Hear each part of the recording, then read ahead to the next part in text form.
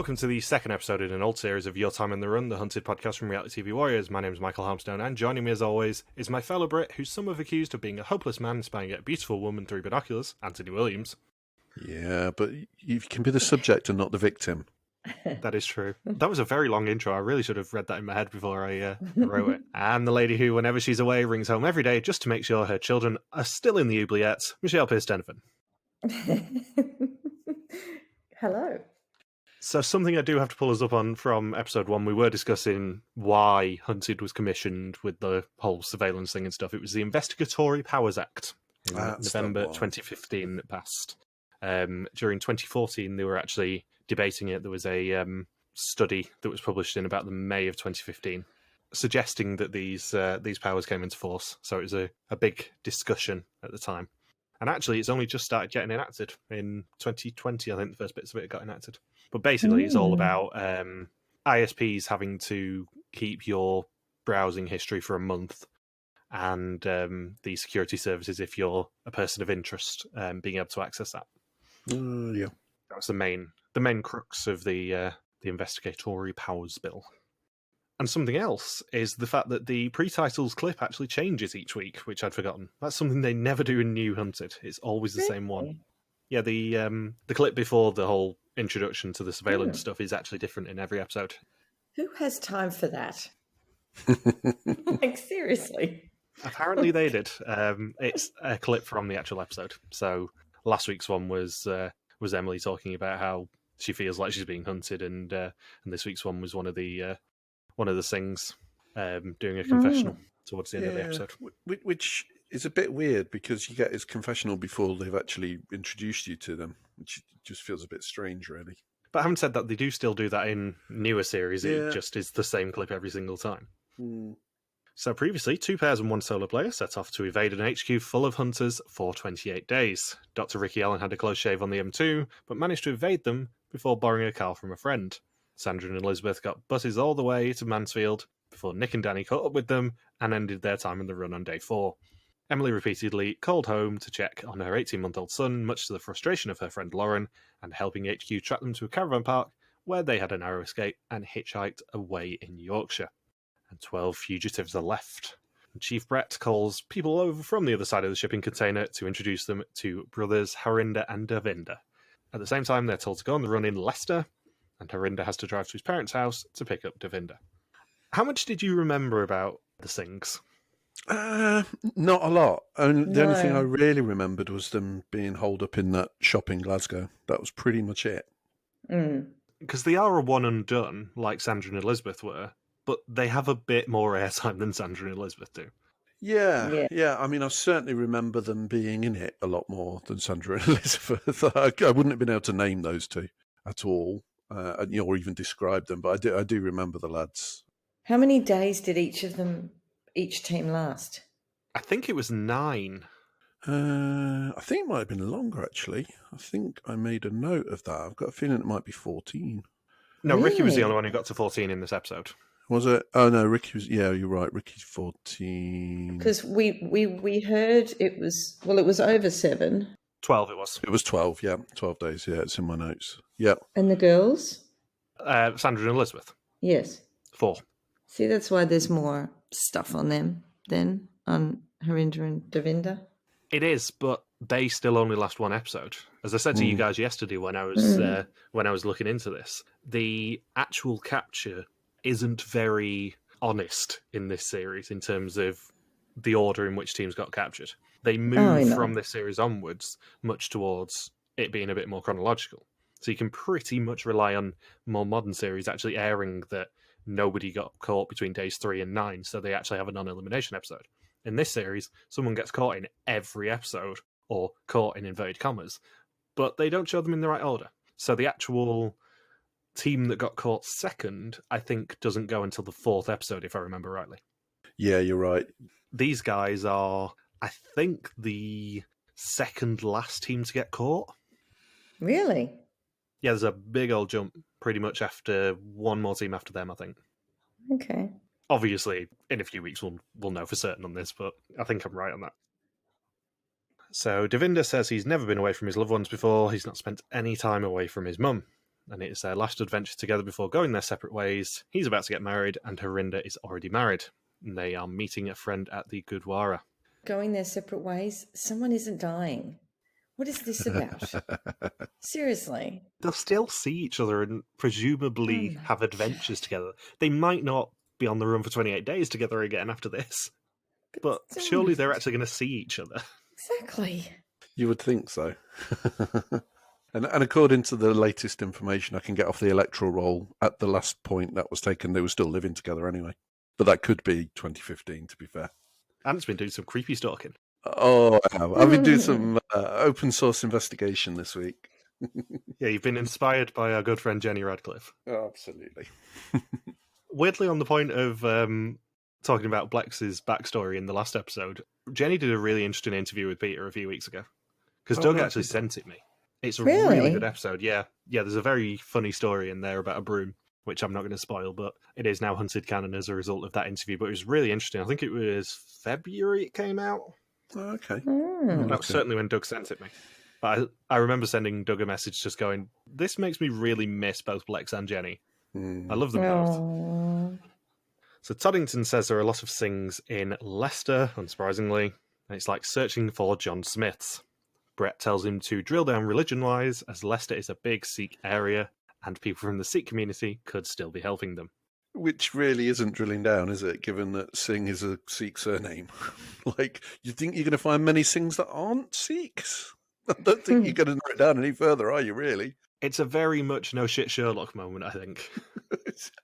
It's just really odd the way they go, like, there's loads of people called Singh in Leicester. Yeah, let's drill down on the religious thing.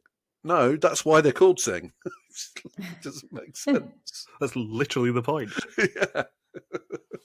And one of them does say to us that if they can go on the run and just escape from the hunters, what hope do they have of catching actual criminals? Which I think may have just been kind of deliberate. This is tying it to the documentary. Please give us more money for the documentary stuff. Yeah. Just drumming home that point of this is the reason this documentary has been commissioned. Yep. It's something that we are going to be looking for in the entire series, I think, is just the little hints that maybe this was commissioned as a documentary. Yeah, do you think maybe that was like the only way they could get it commissioned? Do you think they were pitching it as a game show and they were like, nah, and then someone went, hold on a minute, different budget here. Let's put it on this cost centre instead. I wonder because, as we've said last week, the historical actual aspect of this is the fact that this was commissioned very much as the powers were being debated for whether the police should get much more power in terms of the search history of suspects and that sort of stuff, and the potential human rights abuses that could come from that. Because Liberty did a lawsuit about it. I think there was a porn website, apparently. I was doing a bit quick Wikipedia on this. There's a porn website that... I know. I was doing my research for the podcast. I'm the real hero. There's a porn website, apparently, that redirected their homepage for users in the UK to the petition against it. It got over 100,000 signatures. Not from that porn site necessarily, but... Wow. Apparently there's a petition that got to 100,000, which, when it gets to 100,000 in the UK on the Parliament website, it then has to be debated in Parliament. Only 100,000? Mm-hmm. Not much. Yeah, because most people don't care. Most people will not fill in a petition. So I think it's above 10,000 and they consider it for debate. Over 100,000 and the government gives an official response of some description. Wow. So you're right, it was commissioned just after that, but I bet it had been pitched before that. I bet it's been floating around as an idea and somebody's suddenly gone, hold on a minute, here's how we finally get this show commissioned. It would be very interesting if Kevin actually told us the answer to this. As to whether it was floating around for a few years beforehand, I really wouldn't be surprised. But it's a very Channel 4 idea. I was thinking this earlier. It's a very Channel 4 idea to look at what's in the news and then commission something really kind of off the wall about it. Yeah, they do tend to try and take that alternative opinion to things, don't they? So, yeah, it makes perfect sense that it would be a Channel 4 show. But then, yeah, maybe they were told, if you want it to be commissioned anytime soon, it does kind of have to come under the documentary strand. So yes, you can do it, and yes, it'll be interesting, but there's no prize money, and you still do have to put in the kind of more opinion piecey stuff in the episode. Yeah, okay. If we didn't know that this was commissioned as a documentary, I'm not sure we would guess it. It's purely because we do know it was commissioned as a documentary, and we are 100% looking for the little kind of hints of it pushing the documentary stuff and opening the debate with people as to whether the police should have had all these powers in 2015. And I would imagine it influenced casting as well. That'll be where they got Ricky Allen from. Who's outspoken about this stuff? Let's see if we can get him in. Do you think Ricky was a recruit?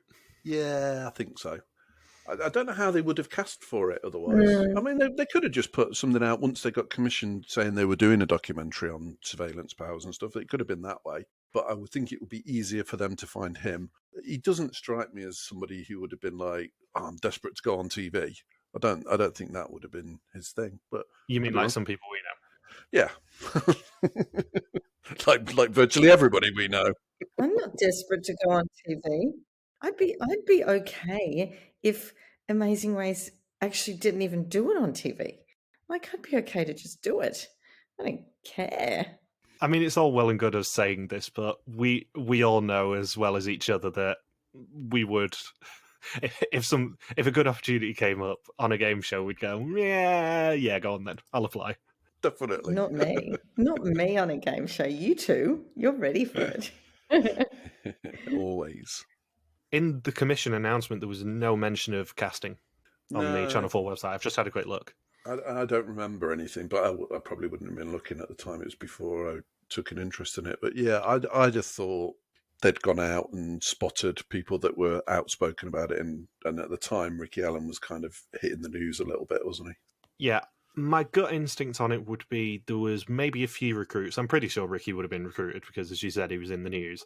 I think they maybe opened up public casting, just didn't really reveal much about the show. Because there's a lot of more normal people in this than you'd think for a show that would have been entirely recruits. But it's not really a documentary style show. No, that's why I think they've crowbarred it in under a different budget. I'm sure that's what happened.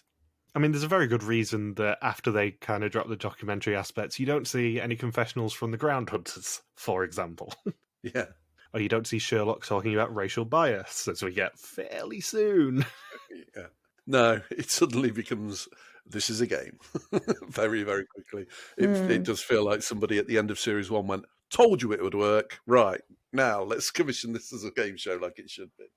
Well, the best thing is I actually remembered this at the time with everyone on social media going, what? Are they not playing for any prize whatsoever? They're just doing this for pride. After episode 1 aired and Emily said to the driver who gives them the getaway that they're just doing it for fun. Everyone on social media was going, what? They're not actually getting any reward out of this? Because it's rare, even with something like this that is commissioned as a documentary. They do usually get some sort of reward out of it, I think. Yeah. Having said that, though, because there's no prize money, they could well have been paid as contributors. So they may have got an appearance fee rather than a prize. Yeah, perhaps. But it's very interesting that as soon as that changes, you just immediately get a tonal change and go, right, we're not going to have any of the hunters do a confessional in HQ apart from when they're working. You're not going to get any of the actual other considerations that police have to make at the time. It's going to be, let's just do what we can to annoy them. Yeah. So by this point, they also seem to have home addresses for the Sings, or at least partial postcodes, as Bleks stands by a whiteboard, even though we're pretty much told straight before this that they have no information on them whatsoever. No information other than they live in LE4. Well, no, they didn't even have that, I don't think. I think they just had literally their names and Leicester by this point. Yeah, but you're right. They very quickly pin it down, don't they? Yeah, they very quickly go LE4, LE3. After last week's debacle, I am keeping an eye on things this time. Oh, there's some lovely little gems on the whiteboards this week. Oh, there's some lovely little gems on their computers as well. Oh, yes. So Nick and Danni obviously are sent to Leicester to search the family home, and they say that they've got beards, they're running with backpacks. The automatic response is to think that they're terrorists, and they want to do the show to change that perception. I don't think it will ever be changed. It wouldn't ever be changed. That's the problem. It's just set. It's so set now. It is. It's really interesting watching this 6 years later and going, well, America's had a real problem with Asian American bias in the past couple of months. there's a lot of otherism in the world at the moment, and I don't think it's changed since 2015 that much, sadly. No. It's not got better, that's for sure. No. So Nick and Danni are sent to talk to Charmaine, Harinder's wife. She's very unenthusiastic at opening the door to them. They told her absolutely nothing before they went on the run. They also take Harinder's phone. He didn't clear it beforehand, and they find a gold mine of an email exchange pointing them to Caister-on-Sea. However, someone asked, do you know his passcode? And she said, yes. Like, what? Why do you say yes? Because they're not allowed to lie. We know this. They never actually lie. Then don't say anything, just look at them. Yeah, the rules for Series 1 are quite interesting because most people are really not prepared for what the hunters are going to do. We do see that with Harinder and Davinder a lot in this episode. Of them just really not being prepared to do what it takes, I think, to properly become fugitives. Yeah, well, they've not had other series to look at, have they? So No, I mean, it's not a criticism. I do love the fact that this is so early in Hunted history that it's still Nicola, not Nikki, at this stage. Well, she does call herself Nick at one point in this episode. Yes. Yeah. And then they get referred to as Thorn and Brook. It sounds like a solicitor's firm. I really like that. Yes, I just went, hang on, they just called them Nick and Danni, and now they're Thorn and Brook. And I'm like, who the hell's Thorn? Oh, it's her, okay. Even 5 series into doing this, I still had to correct myself when I called them Nicky and Danny last week. It was Nick and Danny. I did say it again afterwards. It's all fine. But yeah, it's always Nick and Danny. It's never been anything else for me, at least. We get another example of this later, because when we get back to talking about Ricky, Nathan's sent out to investigate with Steve, and Steve is called Cottam in it, which is his surname, and he's never been called that for the rest of the 5 series. It's always been Steve. Yeah, it's like they're finding their way, aren't they? It's like, should we refer to them by their surnames because they're like officers? And then they must have thought, oh, bugger it, let's just call them their first names. I must admit, it's one of my pet hates in books, because as a side effect of the lockdown, I've been doing a hell of a lot more reading and reading a lot of crime fiction. And the amount of authors who swap between first names and surnames constantly, and you're having to flick back through pages going, who's this? It's a real bugbear of mine. There's just no consistency on it. But yeah, it would be fairly understandable if, say, they were still police detectives and they said DCI Cotton or whatever. Yeah. But they don't, because they're all, I think, technically civilians by this point. So they should just say Steve, even though I think there are 3 Steves on the hunting side. There's a few. Just to make it more confusing. So Nathan Rose, another new person who I can't find any social media trace for whatsoever, is sent to Caister to investigate. Paul in HQ is suspicious that it might just be a trap. He asks around, and one of the locals says that they look like they're from ISIS, and someone wants to behead them before they behead anyone else. And I'm shocked that this aired in 2015, I'll be honest.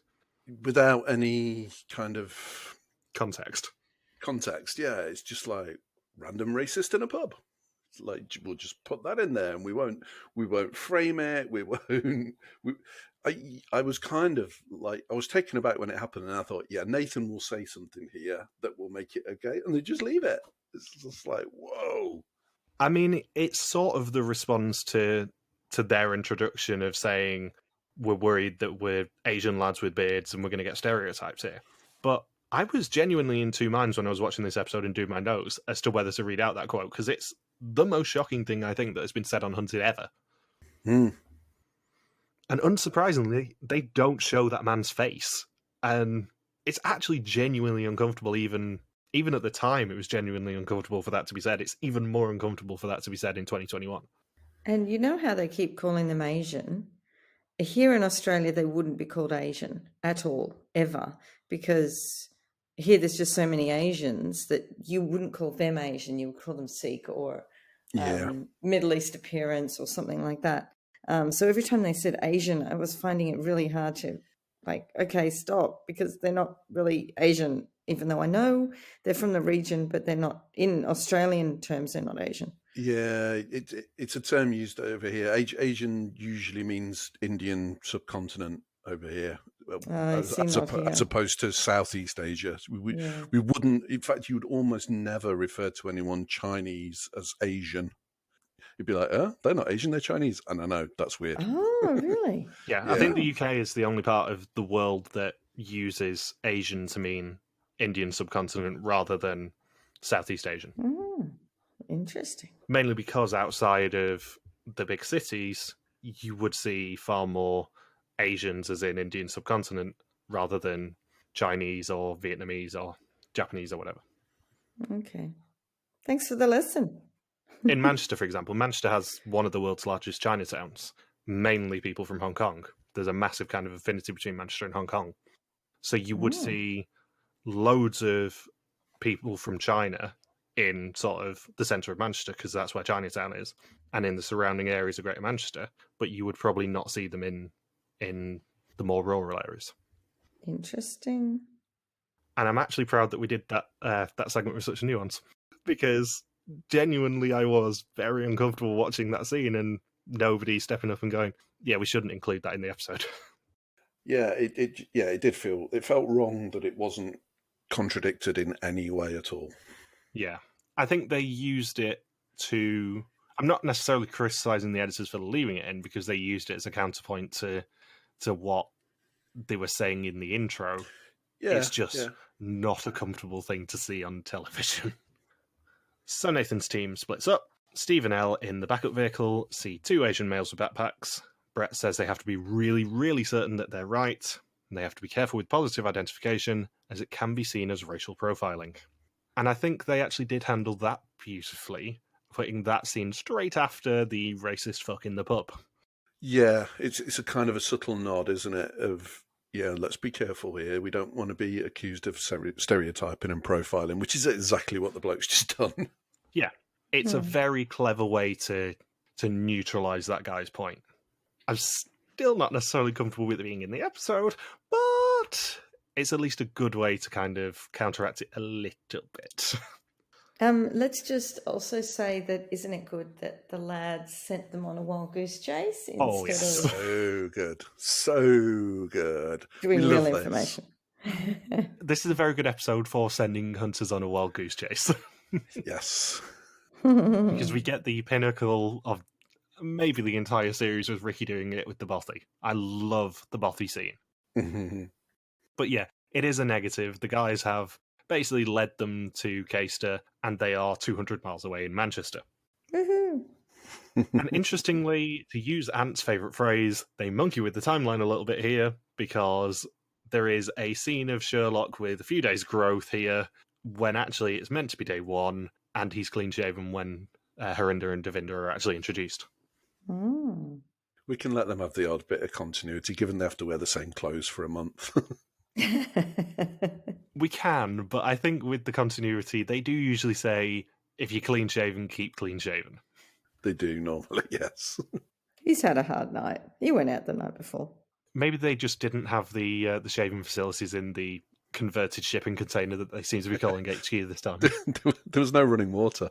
They weren't allowed to leave. They were just on the side of Tilbury Docks, just no running water, no showering facilities, no shaving, nothing. And they're only allowed out once a week. You're not getting out till you've caught them. So Emily and Lauren's trailer's gone cold. They are still in Cumbria, and they've stopped using phones and cards because they've learnt their lesson a bit. Thank Christ. I think that's our only Emily and Lauren scene of the episode, actually. It is. They are very conspicuous by their absence. I mean, it ramps up again next episode. Mm-hmm. Oh, yeah. We get one of my favourite bits of Emily and Lauren next week. It's the most random thing ever. I can't remember, so it's okay. I'll wait. So HQ decide to instead focus on Ricky, who left 6 days ago. He's literally on Ben Nevis. We get coordinates for it. And a correction from last week, which is a little bit of an interesting one because it is directly contradicted between episode 1 and the previously on segment here.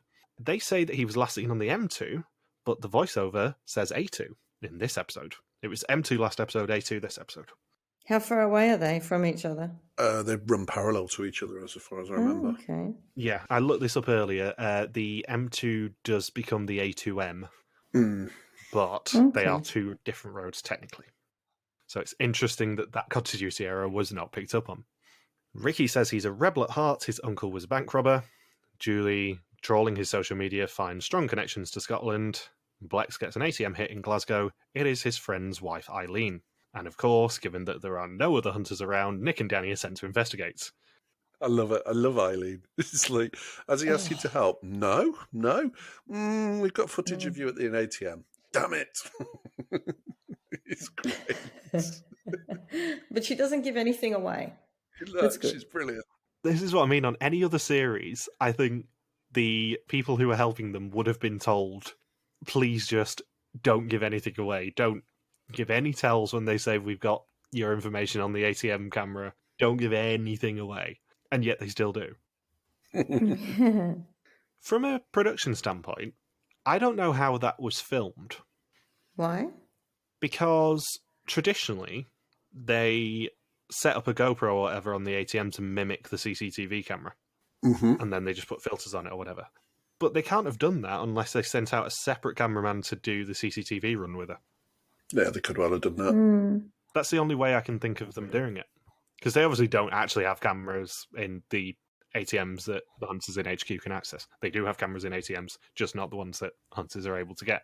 So they would have had to send a GoPro out with her and film the ATM shot and then get that sent to Gold Command and only released as necessary. I suspect they did that when they went to interview her and just took her back to the ATM to get that shot. Yeah, maybe. I also don't know how they... Would they necessarily have known what ATM it was from the bank statements? No, not from bank statements. I don't know.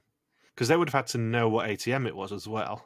She's a known associate, isn't she? So there'll be some Gold Command on her anyway. Yeah. So it could well be that there's a researcher or someone that... we don't know what happens behind the scenes. It could well be, I mean, this is in Series 1 as well, it could well be that any known associates are told, right, if someone gets in touch with you, you have to let us know that they've been in touch so we can get the footage. Could be anything like that, couldn't it? Yeah, that would make sense, because the cameraman on site with the fugitives acts as a conduit to Gold Command anyway. So, assuming the cameraman then tips off Kevin to say, this is a known associate that Ricky has been in contact with, then Kevin rings her up and goes, just so you know, you are on our radar now. Under the rules that you as a known associate have to adhere by, this is actually what you're going to have to do. Yeah, it'd been arranged, won't it, so that they can get it. Yeah. I mean, we're going into the minutiae. I know people enjoy that, but we are going into the minutiae a little bit there.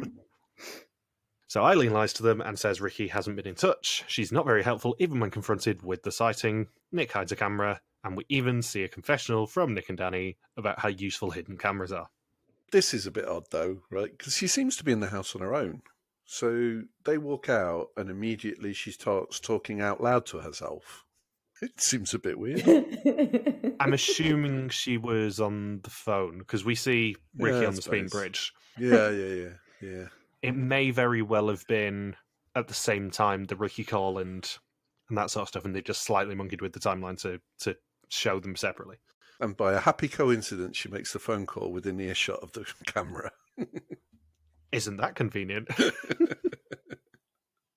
She must have called someone, anyway. Yeah, I guess so. Either that or she is going insane. So they retrieve the camera after an hour. Eileen does say that the receipt in her purse was the one where the card was sent to, which gives the hunters a bit of a lead to Fort William. Also, thinking about it, they had to be on 2 separate days, because she posted it, and then we're led to believe on the same day Ricky received it in the digger. Yeah, although, how can she post it? You can't post something to... the address can't be digger by side of road. Well, she didn't post it. She put it in there. She put it in there. It's a drop, isn't it? Yeah. No, she specifically mentioned a receipt. The location on the receipt was where it was posted to was the quote. You can't post to a random So she's vehicle. posted it to someone who's then taken it to the digger. Yeah, she posted it to another person who's then taken it to the digger and gone off. And then Ricky's probably rung that person to say, is it in the dead drop? Yeah, that would make sense. Weirdly, classic spy tactics, that.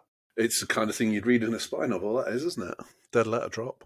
I think that this was ruled out after Series 1 as well.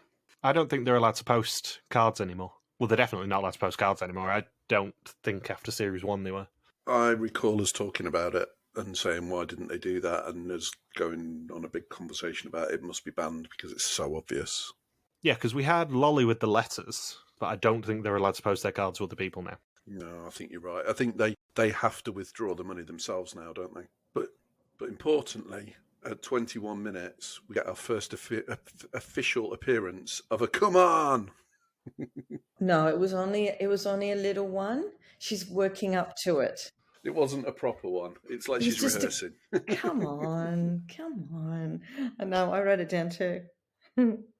Thinking about it from Ricky's point of view, though, why would you get someone so close by to do the cash withdrawal for you? You'd get someone on the other side of the country, surely. If they're going to post it, yeah, it doesn't make a lot of sense, really. The only logic I can think of is maybe he's met up with Eileen and her husband, given her the card then and said, can you withdraw some money? But for the price of a first-class stamp, I would probably say post it to someone else and then get them to post it back to Fort William. It's a bit too easy. So Ricky is on Speen Bridge near Fort William and calls Eileen on an unregistered phone for information. They are monitoring Eileen's phone and find the link. We get our lesson on cell site data, and Nick and Danni are only 8 miles away. And Ricky manages to escape their clutches just and recover the card and money from a yellow digger by the side of the road. Harinder and Davinder are on day 2 in Manchester. Their tactic is to hide in plain sight, meeting a friend at Warehouse 6 of the Museum of Science and Industry, which I know well. Yeah, I know it reasonably well as well. It is also the site of the Manchester version of the Crystal Maze, where you see the cafe in this scene. If you just go to the right-hand side of that cafe, you will indeed find the Manchester Crystal Maze, which I've been to. In case you don't know, me and Michelle went to the London one last January. Woohoo! They also walked past the Opera House, which was the last night out I had before lockdown. They do indeed. What was on at the time? I was trying to work it out. Did you spot it? No, I didn't. I didn't spot what was on at that point. The thing I went to see was Back to the Future, the musical. Oh, did you see it before it closed down? I did. It was excellent. It was really good. The musical. Yeah, Really? they did Back to the Future, the musical, which premiered in Manchester. That's so bizarre. And it's great. I was going to say, it's supposed to actually be surprisingly good. Like, better than you would expect. Way better. Way better. Very good. Last thing I saw out was also in Manchester, but it was at the Palace. It was Book of Mormon, I think, 2 years ago, which was also very good and very cheap. I can't believe it. No, someone rang. Are you up to that? Someone rang his girlfriend again. Was it Davinder? Oh. Yeah, we're about to get to that. These people, they just have to actually get the phones ripped off them. They cannot actually travel with a phone. It's hopeless. So as we know they have Davinder's phone and find a pattern in terms of the contacts, in turn Simon explains how you match up people in the call web and stuff. And they're monitoring his girlfriend's phone to try and find burner phones. We then immediately cut to him ringing her near the Opera House on day 3. And he rings again 15 minutes later after they've already been walking, which gives HQ a direction of travel, something not mentioned in the episode. It's just stupid. It's just so bad. It's not a burner phone if you don't burn it. It's just a phone. And they are annoyed that the hunters have gone into their homes, like they didn't expect it to happen. I know. What did they expect was going to go? It could be worse. They could have had a shadow team sent in, like Emily did. Yeah, for no Nicking the reason pants. whatsoever. The least subtle shadow team ever. So Ricky's now on day 9 and spooked. Nathan is sent to search his home. His wife was uncooperative last time they spoke with her, and he takes Agent Cotton with him. And she says he's a guy who likes winding people up. Sherlock says he's doing a good job. And he's got spy literature in his house, including Tinker Tailor Soldier Spy. And meanwhile, in the shot of Brett in HQ, we get a lovely picture of the whiteboard telling us that there's a fugitive called Adam Young, who was born in 1989, comes from Bridgend, and there's some link to a Peugeot 207. God. Yeah, we'll meet him eventually. Eventually, we'll meet him. He'll probably be Welsh. So Ricky's been sleeping rough for 2 nights in a farm near Fort William. His poor cameraman. He must be knackered. But, I mean, it's probably a result of him being on his own, but it strikes me he's got far more of a relationship with his camera person than you generally get. Because if you notice the amount of times he refers to them as we and not I, he's like, we've caught them out here. We've done really well. I think he must have got on really well with his camera operator. In the Bothy scene as well, we actually hear him call him by name. Yeah, I've forgotten what it is, but yeah, I think as have I. But if you think about it, all the teams have been doubles, and he's the only single one. He's got to talk to somebody. For now, there is another solo who gets introduced. Yeah. Yeah, but I don't think, or I don't recall there being a solo fugitive that has that kind of rapport. Rapport, that's the word. Yeah, it's just quite interesting, especially the way how often he talks about we're on the run, effectively. Yeah. Could it be a side effect to the documentary thing again? The fact that they are acknowledging the cameramen a lot more, because we see a lot more of the cameramen in this series. We do. We see them in CCTV and all sorts, don't we?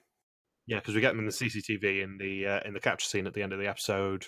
We see them at the Bothy. We obviously hear Ricky call his cameraman by name. I think we see his cameraman a couple of times when he's driving and things as well. And Ricky says he's starting to miss his family now. It is Ricky's daughter's birthday, and he rings her from a phone box.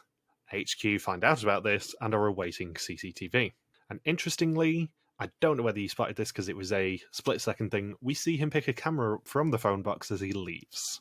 Oh, I didn't notice that. If you look at the phone box scene again, you'll see just a split second of him pick something up and walk off, and it's the camera, I think. I love how he uses the correct terms, like, this phone box is hot now. Oh yeah, he's been reading a lot of spy novels, and you can tell. He is. He's totally in the spy mode, isn't he? He's brilliant. If he was about 10 years earlier, he would have been on the BBC Three show Spy, which is one of my white whales. I love that show. I've lost my copy of it now. I really want to find it again. Do you remember that one? No, I don't remember that at all. It was another show like Series 1 of Hunted where there was absolutely no prize from it. It was 5 ordinary men, 5 ordinary women being taught to be espionage officers, basically, with absolutely no reward for it. And it is one of the best shows I've ever seen in that genre. It was so, so good. And I just cannot find a copy of it. It's really annoying. I saw it years ago. It'll be potato quality anyway, because it was about 2004, I think. Did you say potato quality? Have you never heard that term before? Potato quality? It's like it was recorded on a potato. Yeah, that's right. Apologies for the quality of this. It looks like it was recorded on a potato. Yeah, I've just Googled it. It started in 2008 on YouTube where people would say videos with poor English quality look like they were recorded with a potato. Oh my God. Because you can genuinely use a potato as a battery. That's true. So the Sings are now in Leeds. It looks like they went from Carnarvon and we didn't see it. They're now in a coach travelling north. Davinder uses the same phone as before to call a friend in Glasgow. Harinder makes a friend on the bus with a Scottish man named Charles. And he says, since 9/11, it is a guarantee that he will get searched at the airport, which isn't right. Yeah, accurate though. Yeah, I have a feeling that they may have not been recruited, but that they put on the application that they have all these experiences with racial profiling, and the producers went, that is a really interesting story. We love that idea. Yeah. Because it's pretty much their entire storyline is, we get racially profiled and we shouldn't. But it's a very interesting aspect, especially if you're looking at this as analysing the debate over the security powers, which is essentially the purpose of the first series. Then it's really interesting to add in the information on racial profiling and the fact that it may not be something that people have considered when it comes to the powers of the state. That there are some negative side effects with people potentially being racially profiled and stuff. Yeah, it's an interesting angle. So when they get to Glasgow Station, they use the same phone again for the third time. For Christ's sake. But there is a good punchline to this because their friend introduces them to Robert, who has surveillance experience, and his first advice is to not call home. They ask him, quite innocently, whether a burner phone's okay, to which his reply is, which part of no do you not understand? And I actually put in my notes, Robert is a top guy. Michelle loves Robert. Oh, I do. Oh my God, he's so good. Oh, like he needed to be on the other season somehow. The only thing of this episode that I sent in our group chat for the Hunted podcast was just the screenshot of Robert staring at the camera with the caption, Michelle every time someone rings home. Yes. Oh, God. And of course, yet again, HQ find out about their burner phone usage, and Nick and Danny are sent to investigate because no one else is actually doing anything hunter-wise. No, what are the others doing? Is there anyone else employed? They've all got a day off. I think there are only 2 scenes in this entire episode with ground hunters that are not Nick and Danny. There's not a lot. There's a bit with Mark later on, isn't there? Yeah, Mark's got stuff. Out of about 50 minutes of this episode, it's 2 or 3 scenes with ground hunters that do not involve Nick and Danny in some capacity. Yeah, it is the Nick and Danny show this week. It's at this point you wonder why we loved Nick and Danny so much at the time, and it's the fact that we see none of the other hunters. We cannot form a rapport with any of the other hunters when Nick and Danny are so good at their jobs and so successful. So HQ have hunted Ricky for 14 days now and believe correctly that he is in the Scottish Highlands. He uses an ATM, Mark is 8 minutes away, and we do get a bit of wheel spin in the BMW. It's a positive sighting on Ricky, the first one in 14 days. Discounting, of course, him ringing in a phone booth. However, Ricky is doing it deliberately to lay a trap. He's leading them to a bothy in the Highlands while he watches from a nearby hillside. And to lay the trap, he sends a text to a friend's phone, assuming correctly that it is being monitored. And his cameraman asks if he thinks that he's smarter than the hunters. He says, on the evidence so far, yes. And I remember at the time thinking, oh, bothy, that's a new word. I haven't heard of that word before. That word will come in useful one day. And today is that day. I've literally never used that since. Please explain how do you spell it, first of all? B-O-T-H-Y. And why? Why? Where did the word come from? It's probably Gaelic, because it's a very Scottish thing. Is it just a hut? Why don't they call it a hut? Like a shepherd's hut, basically. A farmer's hut in the hills. But I actually heard about a bothy a few days ago, and it made me think of Dr. Ricky Allen, and then I'm going, actually, we're talking about the bothy episode soon, aren't we? Yeah, we are. Because I remember it's basically the highlight of episode 2 is the bothy scene. Yeah, and I've literally never used the word in any other context other than talking about Ricky Allen. Weird. And Ricky says to the camera that surveillance is rather like being a hopeless man spying at a beautiful woman through binoculars. She knows he's watching, but who's in control? Just because you're the subject does not mean you have to be the victim. Which comes across as a bit creepy, right? I don't know if I like that. Yeah, something tells me that Ricky might be speaking from personal experience here. And how does the woman know she's being watched? It's not good.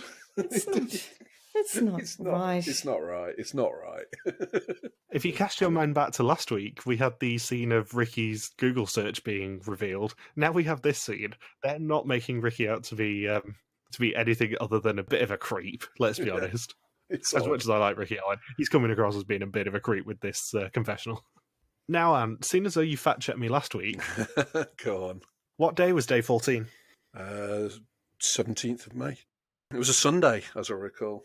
It was, which is really weird that timeline-wise, because I think in the calling home scene, Ricky said that was a Sunday. But the implication is that was day 9. So both of these cannot be right. This is true. Yeah, he definitely talked about Sunday being the night that they sit and watch TV. Yeah, we know it. We know it was the 17th of May because of the emails that represent the SMS, which is really cool. There is no way we would have noticed that on the first watch because it wouldn't have had any relevance. But now I'm like, oh my God, that's a Gold Command email. Wow. We've wondered for years how they actually do all that information. And I think we kind of got the answer with, yet again, thanks to our friends over at Outlook, who we mocked mercilessly last week. Because as Ant says, we did see an email chain that they blurred out the details of that one, but then didn't blur out the ones below it. Both of which actually said Sunday the 17th of May at about 1 o'clock. Yeah, and this is actually an email from info requests to the hunters. So, and you can see a little bit of the email chain below, where it's all a chain on where's the phone, basically, which is really cool because it tells them where the nearest cell tower is. And then the next bit of the chain is, and here's a text message that phone sent. But I got very excited. Very excited. So did I. I rewound it to make sure I got all the information of it. Yeah, it comes from info request. It's sent to LG Hunter. and it copies in Hunter HQ. It's like, yay! Ooh, this is so exciting. Oh God, you do. LG Hunter, I'm assuming, is local ground hunter. I presume so, yeah. So presumably that went to Mark and then also to, I think it was intern Simon reading it out. No, it wasn't. It was someone else, wasn't it? Julie says that Ricky is a bit of an anarchist at heart. He likes to be disruptive, and it would be a victory to catch him. The ground hunters have to walk to the bothy. There is going to be radio silence for between 90 and 120 minutes. Bleks says if it's a deception, it's a genius move, but Dr. Ricky Allen is not a genius. Well then, you think? Really? And then two hunters, Mark and new hunter who we never see again, Steve Hanson, approach. While Ricky is watching from the tree line, they enter the bothy and it's completely empty. Ricky actually has to tell his cameraman to be silent. Mark tries to call him for help, but there is no phone signal. And I did a bit of Googling on Steve Hanson, unsurprisingly. He's a bushcraft expert. Yeah, he did look kind of like local guide kind of person. Yeah, I don't think they use him. Well, they 100% don't use him for any other series. No, I think he's probably based in that area, and they wanted some help of, how to do a bit of tracking and probably even how to get to the bothy safely. Yeah, but he is, by the look of things, a bushcraft expert who teaches people how to set fire to things, amongst other things. Can I also say that Bleks's reaction to all of that is what got him the top job in the next series, I think. One of many reasons. No, I just saw that and I thought, someone's thought, well, this is gold. He's got to be the top person. He's not the slack-brained fuckwit he's pretending to be at this scene, is he? He's working on his career. He's making moves just in case the chief moves on. So Bleks says he clearly thinks that they're a group of slack-brained fuckwits, and he might be proven right. He's already thinking what he can do to them next. And then HQ, for the final bit of the episode, moved back to the Sings. The Sings have gone quiet for a few days. Whenever Bleks goes away, he says he calls home every day as he wants to speak to his wife and children. They're on day 12 and have been in Glasgow for 4 days. And they decide to move on, and despite being warned, Harinder risks calling his wife again. God. I wrote, you know what I wrote? I wrote, what's wrong with him? That's what I wrote down. For all the jokes that I make, if you were on the run for 12 days at this point, you wouldn't have called home, would you? No. You would have trusted Tom to look after the girls and make sure they've got all the local pets in the oubliette and all that sort of stuff. Oh, no, I wouldn't have trusted, but it just would have been like that. There would have been no trust. You just have to take a leap of faith. It's fine. Oh, there's no faith either. But, my sister's close. Yeah, I'm assuming Tom knows this. Yes. And one-off hunter Karen Hunt, appropriate name, is sent to investigate alongside Mark again. And they phone a friend to take him to a shop while they make their next move. Of course, HQ are tracing the phone, and Doug finds out that he has a license to sell alcohol at a shop in Acre Road, which is the shop where they're hiding. Karen gets out to do the least subtle bit of surveillance ever. The brothers are watching the cameras in the back room and see her speak to Farji about a block of flats nearby. They ask if she's English, and he says, she's full of shit. I wonder why he thinks that, though. I mean, she's a random woman. She must have said something so stupid, more stupid than that. I think even the most subtle of surveillance operatives, unless they are like James Bond level, you do have enough tells to go, this person's staring at the shop a little bit too much. Yeah. They're in a heightened state of suspicion anyway. And also, I hate to pull this card, but the camera crew. No, but they were in a bush. They weren't with her. You're sounding like someone on Twitter here, Anne. Yeah, but this is series 1, right? They weren't exactly subtle about stuff, so there's a good chance that he knows damn well who she is. Next, you're going to be looking at the chase hashtag and calling someone a lumberjack shirt wanker. Or a waistcoat wanker. Also, I'm pretty sure, although I cannot find her on Google, that Karen is not English and was probably very insulted when that was airing because she sounded like she was Welsh to me. I didn't pay enough notice, but you could be right. I did rewind it a couple of times to make sure I was right, and I'm pretty sure she was Welsh. Having said that, there is a crime author called Karen Hunt who is making it very difficult for me to Google her. HQ get the CCTV of the outside of the shop, and they see that the brothers went in at 1 PM and haven't come out. Mark and Karen then investigate, and Farji holds the door closed so they can't come in. That'll put them off. That's going to work. They're definitely not here, so I'm just going to not let you in the shop, okay? You're just going to have to take my word for it, guys. The other thing about this is I'm assuming that production eventually had to say to him, yeah, as an associate, you are going to have to not get in the Hunter's way here. Because we see him say, oh, you're not coming in. And then it immediately cuts to them being in the shop anyway. Yeah. Yeah. Yeah, I think there was a swift, listen, mate, we're coming in, all right? We're coming in regardless. But in return, we'll do a nice exterior shot of your shop, and you can get all the free publicity out of it. How's that? It's the one thing they don't blur in terms of personal information. I know! So they enter the shop eventually and refuse to open the door. Mark threatens to break it open. Their time on the run is over, but it is yet again another aggressive ending. I'd forgotten how personally people take the captures on this series of hunting. It's funny. I love the fact that he tries to run away. It's like, yeah, that's really going to work. That's really going to work against someone who's a professional at this. Do you think that's why they introduced the "your time on the run is over, you've been hunted down" ending? Maybe. It makes them stop. Like, you hear this, you're gone. Because we know from later series that as soon as someone puts a hand on your shoulder and says, your time on the run's over, you've been hunted down, that is the end of their time on the run, regardless of whether they then break out from Mark's grasp and leg it down the street until he handcuffs you. I have a suspicion, given that we've seen 2 captures now and both of them haven't ended with, your time on the run is over, you've been hunted down. I have a feeling that they maybe introduced that as part of the changing it to a bit of a game show next series to give them an official ending, basically. So, next time, HQ put a reward on Ricky's head, Lauren becomes a clown, and Brett begins to worry about the girl's mental state. Well, given what we know happens next week, he's right. Emily's mental state isn't great anyway on the run. I think it's very interesting that in both of the Next Time trailers, they haven't focused on anyone apart from Ricky and Emily and Lauren. We didn't even get that much of a hint from the Next Time trailer last week that the Sings are going to be introduced here. There is someone, I think it's 2 new people introduced in the next episode. I can't remember whether it's 1 or 2. I think it's 2 introduced in the next episode. And we see absolutely nothing of them in this Next Time trailer.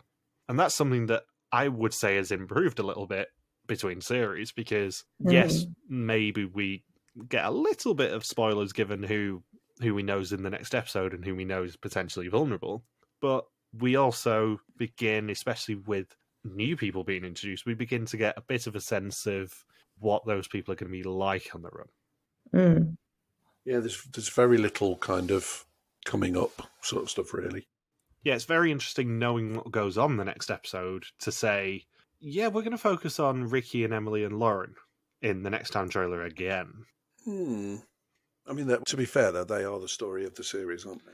They are the story of the series, but it's just very surprising they don't even show us an introduction to the new pair or person. Yeah. They don't even show Brett coming up to the whiteboard and going, here's a new fugitive, here's 2 new fugitives or whatever. It's all very strange. It's like watching the first series of anything like Amazing Race or Survivor. It's all just, it's just a little bit different. Yeah, you can see that, can't you? Yeah. You can kind of see the wheels turning and them going, we've got a really good show here, we just need to maybe tighten it up a little bit. So have you guys got anything else you want to say about episode 2? No, I had forgotten how much fun the episode was. It was very good again. Yeah, I remembered this episode as being the bothy episode. I couldn't remember anything else about it, apart from the Sings getting caught. I think it's a better episode than the premiere, I'll be honest. You know, I think you might be right. It is a really strong episode. The only other thing I wanted to mention is for some random reason, I watched all the end credits, and I noticed right at the very end that at that stage, it was still a Shine production and not an Endemol Shine production. Yes. And I was like, I wonder when Endemol bought Shine. So I started looking at that and found out that Endemol Shine have been bought last year in 2020. And do we know who's bought Endemol Shine? Is it Banijay? No. It is Banijay. Yeah. Who own the rights to Survivor. Freaking everything. They are the ones who were shopping around the Survivor rights. in the past couple of years in the UK. They've got Survivor, they've got Big Brother, they've got Who Dares Wins, The Island, Shipwrecked, The Bridge, loads. Would that only be Endemol Shine in England, though? It wouldn't be worldwide. They have renamed Endemol Shine to Banijay UK. Oh, okay. Ours is still Endemol Shine, so they must be different. Yeah, they might not. They might not have actually started producing anything under that banner yet because it was only last year, I think. So, but what is really cool is if you go to Banijay's website, there are multiple references to Hunted. So it is very much a live project. It is one of the most exported formats of the past few years because, off the top of my head, obviously we've had UK and US, both of which we covered. The Netherlands has it. Spain have it. Italy have got it, which is on Amazon Prime worldwide, the celebrity version. There's a few other versions as well that I'm forgetting, I think. The Netherlands have had as many series as we have, I think. Yeah, they have to had 5 series, yeah. Have you seen... There's a quite famous ending to one of the Dutch series as well. No, the only thing I think I've seen was a trailer. But I've just quickly Googled Banijay. Banijay represents some of the world's most popular television formats, including Big Brother, Survivor, Deal or No Deal, Temptation Island, MasterChef, The Money Drop, and Wife Swap, and also produces scripted programming, including Wallander, Peaky Blinders, and Black Mirror. Yeah, pretty much everything. Everything worth watching in the last 10 years, they own. It's quite impressive, really. They're also, I saw on their site, producing a celebrity Big Brother for French Canadian. Yes, they are. It's just finished. So interesting. So that made me quite excited. The fact that it looks like a 6th season could well happen because it's mentioned 2 or 3 times on their website. So they're quite clearly proud of it. So it's good. So, thank you for listening to our Hunted recap. We'll be back this time next week for another episode. Don't forget you can contact us on Twitter, Facebook, YouTube, or Instagram where we are RTV Warriors, or you can email us and contact at rtvwarriors.com. Anthony's on Twitter at Bullsboy, Michelle's on Twitter at Bear333, and I'm MJ Harmstone. See you next week. But with that, for now, your time in the run's over. Bye. Bye.